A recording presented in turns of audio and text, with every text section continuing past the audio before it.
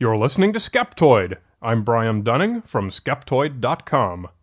Attack of the Globsters! St. Augustine, Florida, 1896. It came from the sea, its great bulk suspended in the gentle surf, until it began to drag along the sandy bottom. A final push from a larger wave, and it took hold upon the beach. Its mass settled and the water receded.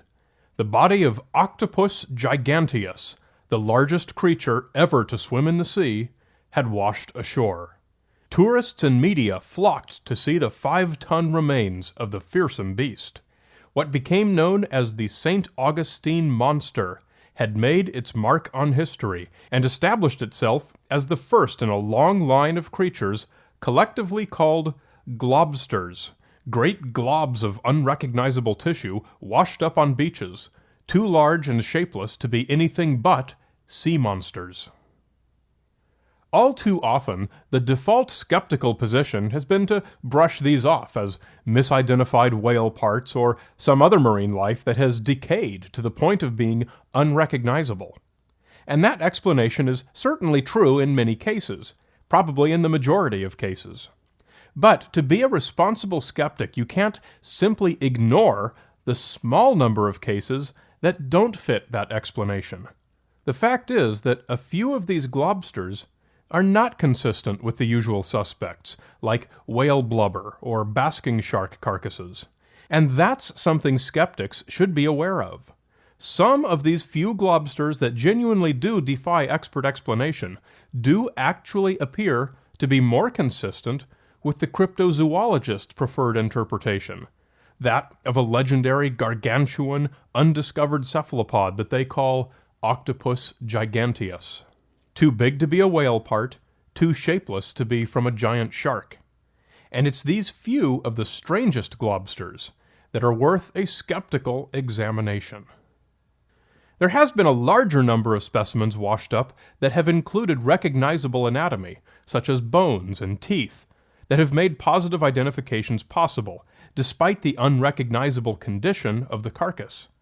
Often, all that remains are the strongest structures, like the spine and fins, sometimes giving the carcass the look of a long, thin sea serpent. When samples of such carcasses have been preserved, and later been able to be tested with modern analysis, they've always turned out to be known animals.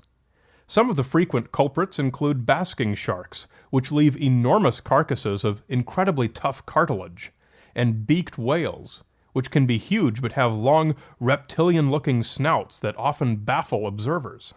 A few of the best-known cases of such beasts have been the Bermuda Blob of 1988, the Japanese carcass ketch of 1977, Scotland's famous Stronsay beast of 1808, and the Newfoundland blob of 2001. Another important category of globsters are those for which we simply have insufficient data. Many famous globsters have managed to become so without any good evidence. Nobody took a photograph, no samples were preserved, and all we have are verbal descriptions from witnesses. If you do any reading about globsters, one thing you'll learn quickly is that the verbal descriptions vary widely. When the partial carcass of a beaked whale washed up in Santa Cruz, California in 1925, measurements taken by different people placed its length at 20 feet, 35 feet, and 50 feet. Weight is an observation that should be taken with an especially large grain of salt. In all my research, I've never once found a case where someone wrangled some enormous scales down onto the beach and actually weighed a globster. Yet in virtually every account you'll read claimed weights of 2 tons, 5 tons, even as much as 70 tons in the case of the Saguaro Island sea serpent. When the stories are accompanied by photographs, these weights are often clearly, grossly overestimated. Take all the measurements you read with a grain of salt. They are almost always off-the-cuff guesses by random laypeople, usually passed along second or third hand, and often obviously exaggerated. But even in the cases where descriptions are good and photographs are available, it's sometimes impossible to make a definite identification without a sample. There are good photos available of many globsters, including the St. Augustine Monster. A local physician, Dr. DeWitt Webb, was the only scientist to see the creature in person, and though his expertise was in medicine and not in ocean creatures, he felt confident enough to identify it as a giant octopus, believing that some of its shredded appendages were the stumps of huge tentacles.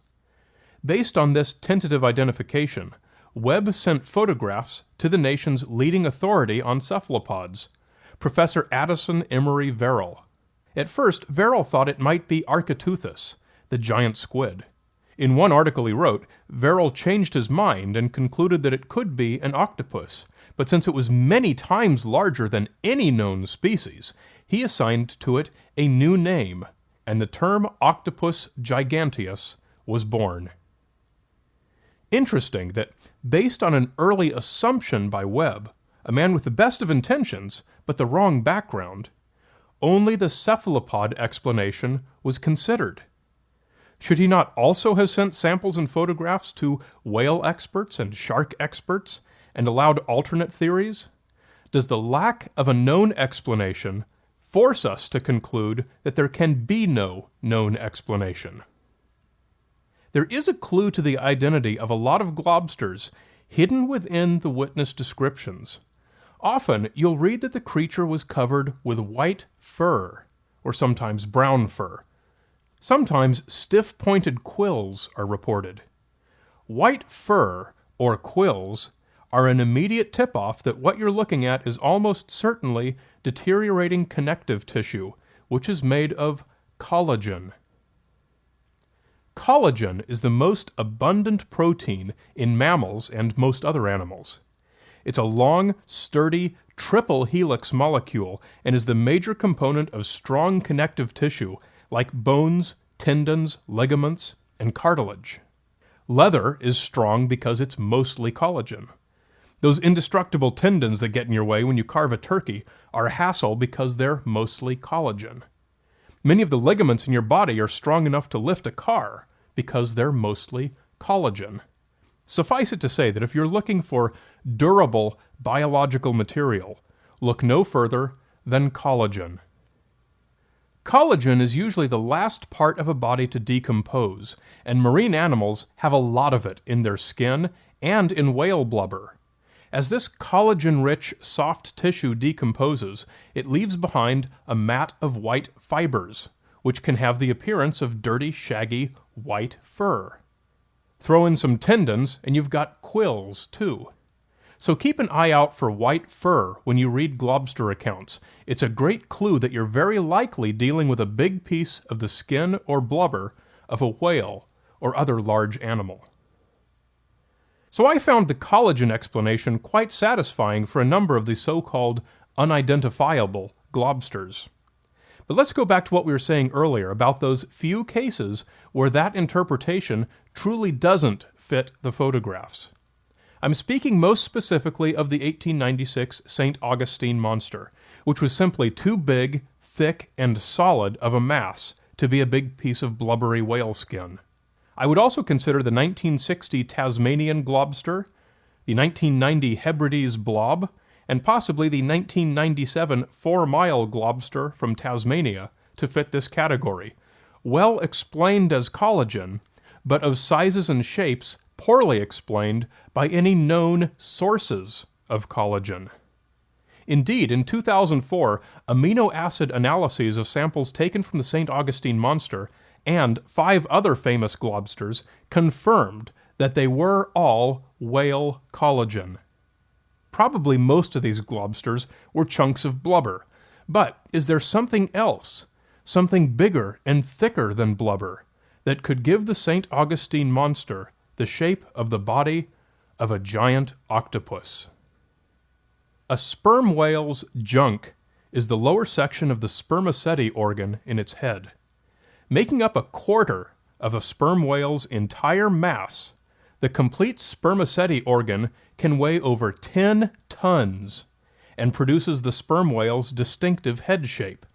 It's encased within a huge, thick, fibrous muscle called the maxillonasalis muscle. Most of the organ consists of a huge sac of spermaceti oil, the stuff most prized by whalers of old. But the bottom third of the organ, weighing up to 3 tons itself, is the junk.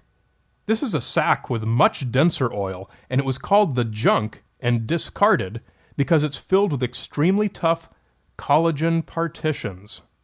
Whatever other function the junk might have, sperm whales also use it as a battering ram, having even sunk whaling ships with it, most notably the Essex and the Anne Alexander. This giant mass of tough collagen fibers is one of the hugest and most durable pieces of anatomy in the entire animal kingdom, and yet it's something almost nobody has ever heard of, or certainly would be able to identify it if it washed up on a beach. If you found a shapeless 3-ton mass of collagen on a beach, what would you think it is? Surely nothing recognizable. It's no wonder they went for the Octopus giganteus option. Might the St. Augustine Monster, or even some of the others, have been sperm whale junk?